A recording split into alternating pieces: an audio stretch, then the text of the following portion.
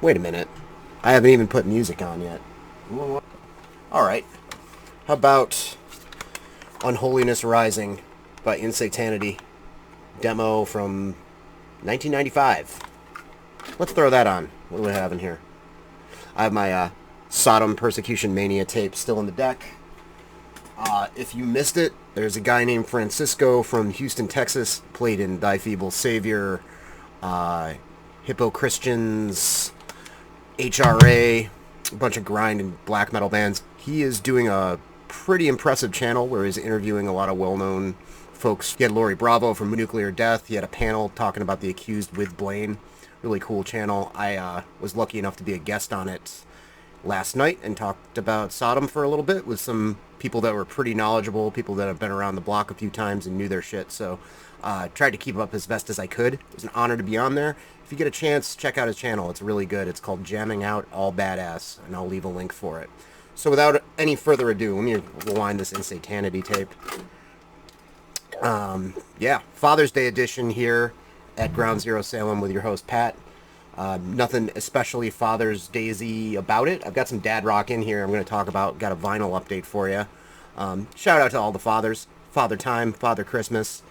You're the real MVPs. I'm down here with my family's at Target, pretty much doing the 2021 subculture equivalent of playing with my trains, which is making a record collecting video.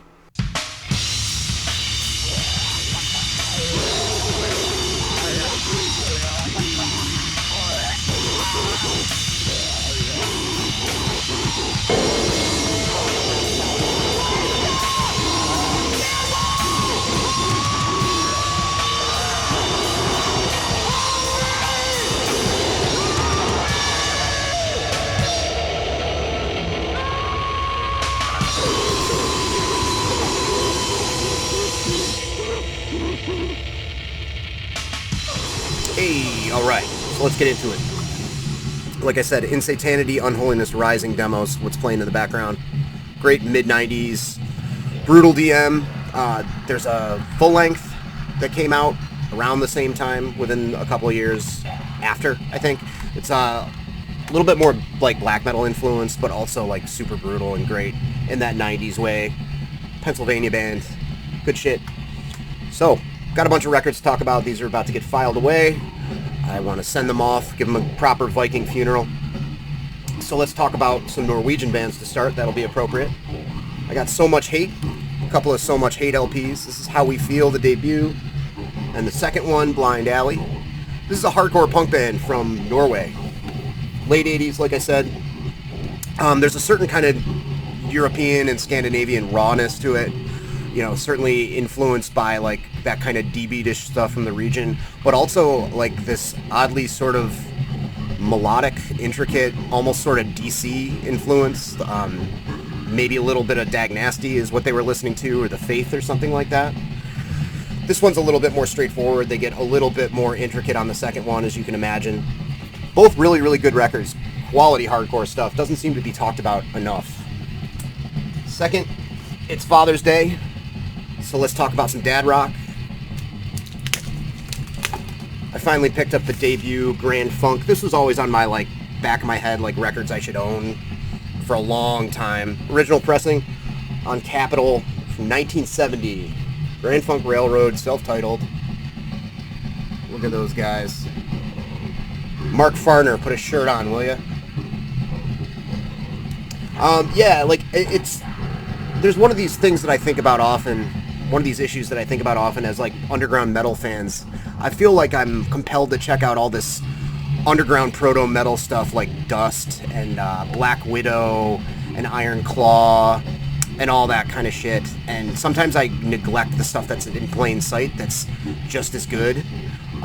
Like these guys, and like I don't own any Blue Oyster Cult records, and that's kind of a shame, you know, that I'm digging for the obscure stuff first. And this is a great record. There's a lot of soul in it, like a lot of like real soulful singing. There's a lot of heaviness for the time though. The bass tone is pretty gnarly for 1970, you know. But it's a hard rock classic. It's a dad rock classic. The LP sounds good, super clean. Picked it up at Residency. It's in really good shape, you know. Definitely a must for the collection, you know. Then I went a little nuts for my birthday. Went to Armageddon Records down in Cambridge, and it was you still had to arrange an appointment and everything just because of the whole COVID restrictions. But I saw that they had the reissues of the Warning stuff, so I bought all of it. I hadn't heard the demos from Warning. This is the UK doom metal band Warning. They had the demos reissued on Svart. And all these are beautiful. They're all beautiful gatefold vinyl reissues. The demos are very much like a band finding their footing, wearing their influences on their sleeves in terms of, like, you know, they're listening to a lot of Candlemass and St. Vitus and Solitude Aeternus, leaning more in the epic direction of doom, of course. You know anything about Warning, but very good. I mean, well produced for the time demos. They're from 96 and 97. And then their debut LP, where they're sort of like beginning to realize their own sound, which is The Strength to Dream from 1999. Wonderful record this is too. Very firmly rooted in just, you know, melodic, sort of mournful doom metal. They're starting to kind of carve out their own niche as far as their sound goes. Nice green vinyl on this. Patrick Walker, you know, is kind of starting to, like, develop his own identity. Sounds like he's kind of heavily influenced by Robert Lowe, I think, sort of, but he's kind of starting to do his own thing. And then they broke up for a while, and, I don't know, engaged in other endeavors. They came back in 2006 and recorded their masterpiece, Watching from a Distance. And it doesn't get more despondent than this. I mean, talk about bleak, just crushed under the boot of sadness, sprawling epic doom. It's just, there's not too much slower or sad sounding metal out there than this that's like clean vocal, you know. You can argue about maybe certain funeral doom bands being more depressive, but this takes the cake for me. When I first heard this, when it came out, I was really, really impressed and listened to it endlessly. I'm really glad all this stuff got a proper reissue. Unfortunately, they were playing reunion shows, I think playing this album in its entirety, and I missed it, slept on it, which is something I'll be kicking myself for many years to come. But yeah, up there with Heaven Turns to Ash as far as like a little bit more modern era doom metal record classics. That's by Warhorse. This and Warning, Watching from a Distance are just fucking great. Just fucking great. Then we've got Gravedigger's Heavy Metal Breakdown, reissue on BMG Noise. Nice gatefold on this one too. And this is just nasty, snarling German heavy metal. I'm a headbanging man. You know, it sounds like Accept on Meth or something like that, and it includes bonus tracks and an extra LP. They did it the right way. This is the second LP, which is their debut EP, Shoot Her Down, separate from the rest of the album, so you can listen to them as the track listing was intended. Another record that I had an original pressing of years ago, and I was like, I don't like this straight up heavy metal stuff. This isn't really thrash, and sold it like a dum-dum. But yeah, snarling, pissed, just rivaling more extreme genres in terms of like the energy behind it, but it's straightforward, neck-snapping heavy metal stuff. Then we've got Maniac. This band would go on to change their name to Wargasm, if you're familiar with Wargasm, Boston thrash band, three-piece, great stuff. Half the songs on this end up on Why Play Around, their debut LP. This is their demo, Rainbows, Kittens, Flowers, and Puppies. Obviously, they had a sense of humor from the get-go. I believe Wargasm also had a demo called Satan Stole My Lunch Money. So, you know, tongue-in-cheek kind of shit a little bit there, which is appreciated if done correctly. The music is awesome on this. The first side, Bullets and Blades, Revenge, and Undead, I think all those songs end up on Why Play Around. And it's just great Gatling gun, double bass, mid-pace, like real punishing, angry, powerful stuff. This came on clear vinyl. Looks great. I've always been a fan of clear vinyl. And it was reissued by The Crypt, who always do a good job. Shout out to Ted. Nice liner notes there. You've got band history, all that kind of stuff. Good shit. And if I'm remembering my hardcore history right, Bob Mayo and maybe one or two other guys from this band did backing vocals on the Judge record, which I always thought was cool. Normandy Sound, I think it was recorded at. Then you got Master of the Witch Hunt. This is a vinyl reissue of a master demo from the early 2010s, the Witch Hunt LP. It's just demos around that. It's only 4 songs. Sounds like Master. Perfect, straightforward, thrashing death metal stuff. Recorded really well. I don't have the Witch Hunt LP. Now I want to track it down and see, you know, maybe gauge the difference, but you can't go wrong with anything Paul does under this banner. It's Master. If you know death metal and you like good death metal, you know Master. This came out on Metal Bastard Enterprises. I think it just came out this year, the last. And comes on white vinyl. Cool zombie guy on the center labels there. Custom center labels. Not sure who the artwork is by. Like it though. Death metal incarnate right there. Then the third Warlock record, True as Steel.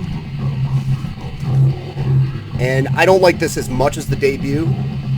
I don't have the second record.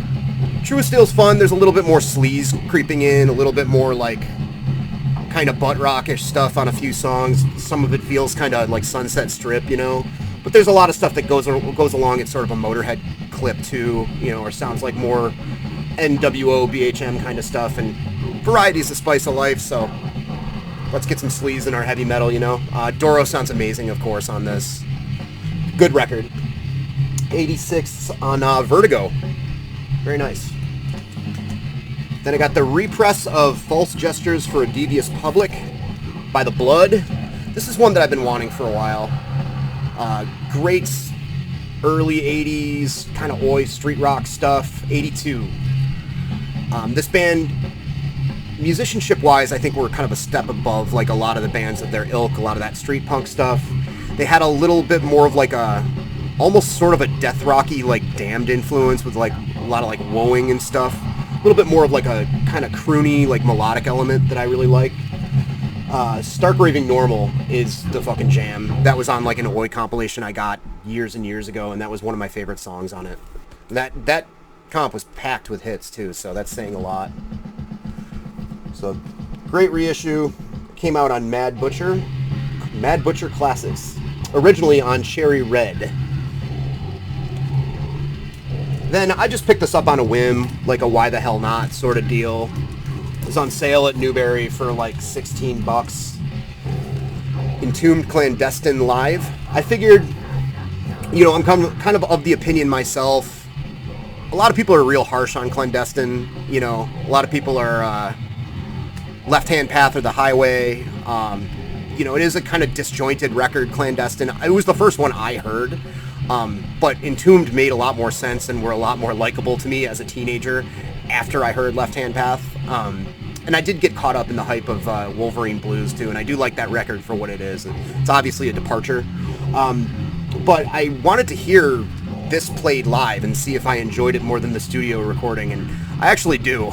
Listening to this, I was reminded why I loved Chaos Breed, Crawl, Evil Lyn, Stranger Aeons. You know, it definitely has a weird, disjointed, like, eldritch sort of H.P. Lovecraft thing going on with all the riffs and the songwriting. And I always felt like the recording was kind of weird on the original record, and hearing it live, it sounds really cool. It's a nice gatefold live shot there. Would have been a cool show to attend, the Seagrave art behind him like that. Projected, I'm assuming. But cool stuff. I mean, they did a really nice job. And this was on this cool gold vinyl. Yeah, fun listen. Happy with what I paid for it, of course. Then we've got this has been sitting in the back of my now playing crate for like over a year, and I just never really felt like listening to it. My mom really liked this band a lot. Used to play them in the kitchen. Got like, I don't know if this is the first 10,000 Maniacs record or what. I didn't look it up, but In My Tribe. This came out in the 80s. This is before Our Time in Eden. 87. So it was long before they were like really huge on MTV. And it's good, like jangly college rock. You know, if you've heard 10,000 Maniacs, you know that it's kind of a misleading name for a band. You know, it doesn't quite go along with a lot of the stuff that I talk about here on the channel. But Natalie Merchant has a hell of a voice. That's for sure. I feel like Our Time in Eden's they really knocked it out of the park with that, you know, kind of how REM did like Automatic for the People, and it had more like pop potential on it. But this is a good record, you know. I spun it once and I'm like, okay, cool. I don't know when I'm going to be in the mood for something like this again, you know. It's not really my forte a lot of the time, but it's cool. I was like a $2 pickup at like a, you know, thrift store or something a while ago. Then this is, I don't know if I was like in the middle of an overnight and I was like, I need to get this, or I might have been drunk when I ordered this. I'm not sure why I decided I needed to own Mordred Fool's Game on LP. I regret nothing. It was cheap. There's 2 funk songs on it. Every Day's a Holiday, which is not a good song. And then a cover of Super Freak by Rick James. So stick with the original with that. The rest of it is pretty decent Bay Area thrash stuff. You know, it's the cleaner, lighter side of thrash, but you know, significantly punchy. You know, it's got a good beat to it. You know, it's not going to be the first thing I reach for when I feel like listening to Bay Area thrash, but it's not a bad thrash record if you remove the funk stuff from it. I like to keep my funk funky and keep metal out of it for the most part. I know an actual funk wizard. We're friends on Facebook, and I asked him if Mordred was funky or not, and he said not funky. So that's the end of that. All right, got a little bit more doom. We got Trouble, Manic Frustration. This is the reissue on Hammerheart. I've been waiting for these Def Jam era Trouble records to get reissued for quite a while. They were very, very spendy for quite a while, quite a long amount of time. I'd go on Discogs, I'd see them up there. They'd be like $50, $60. Thankfully now you can get them for at least $20 less than that after the import prices and everything. And they sound great. They look great. If you don't know these records, Trouble, you know, went a little bit further out of the whole spectrum of traditional heavy metal or traditional doom, kind of showing their influences as far as psychedelia and the Beatles and Cream and stuff like that, especially on this record. Still very heavy, very riffy, but you can hear a little bit of like Beatles influence, not so subtly coming through with like a song called Hello Strawberry Skies. The self-titled one, it's a little less obvious that they're drawing from like the 60s and 70s on it. It's actually my favorite Trouble record if I had to pick one, which is tough because I love this band. Great Chicago metal. But there's a little bit more like Led Zeppelin as opposed to Sabbath on this. You know, they were always heavily influenced by Priest and new wave of British heavy metal and Sabbath and Zeppelin, but I think the Zeppelin is coming through a little bit more on this one, in my opinion. But the Wolf, oof, what a track, man. So good. Coming up next, Undertones, Hypnotized. Switching gears back to punk again. Just great late 70s poppy, punk, snotty, catchy, punk rock kind of stuff. Sort of influenced by mod stuff, it sounds like a little bit. If you like the Buzzcocks first Clash record, you haven't heard this, do yourself a favor. The guy has like a weird vibrato in his voice that almost kind of sounds like maybe he influenced Jello Biafra, but I can't be certain about that. But there are some tracks on here. There Goes Norman, The Way Girls Talk, My Perfect Cousin, more songs about chocolate and girls. There you go. Yeah, their singles collection is probably my first go-to, but this is their first proper album, if I'm not mistaken, and it's quite good. Not absolutely sure when it came out, to be honest. Let's see. 1980 on Sire Records. Then the second record by Angel Dust, To Dust You Will Decay. German band, awesome, powerful speed metal stuff with great soaring vocals, high energy, ass-kicking stuff. Check out these dudes. They're not messing around. Don't really hear these folks talked about too much, but yeah, just the past couple of months, along with Doom and everything, I've been kind of craving a little bit more of the trad, heavy metal, and speed metal stuff, and that Gravedigger in this record have really been scratching that itch. I mean, Germany rarely lets you down when it comes to stuff like that. But yeah, cool album. Disaster Records, 1986, I think. Original pressing. Not that that's important. And then finally, Catharsis, Light from a Dead Star. So this compiles Catharsis's early material along with their first LP. There's a demo and a 7-inch and their debut LP on here. This is a super important band in the hardcore scene in the late 90s into the early 2000s. Super political, but not direct about it. A lot of their lyrics were kind of like biblical and fire and brimstone, and were like euphemisms for a lot of stuff going on in the world at the time. They spearheaded the Crime Think movement that were like a publishing house as well as a music label, as well as sort of a political movement, far left-leaning anarchist kind of stuff. Regardless of how you might feel about that sort of thing, they put out some really, really killer metallic hardcore in a time where, especially into the early 2000s, that scene was developing, and a lot of it was just like written as a soundtrack for violence. They were starting to work in, a lot of those bands were starting to work in like this sort of more commercial melodic singing. Any older metalhead worth their salt that would go to bigger festivals that metalcore bands were playing knew why they didn't like that kind of stuff.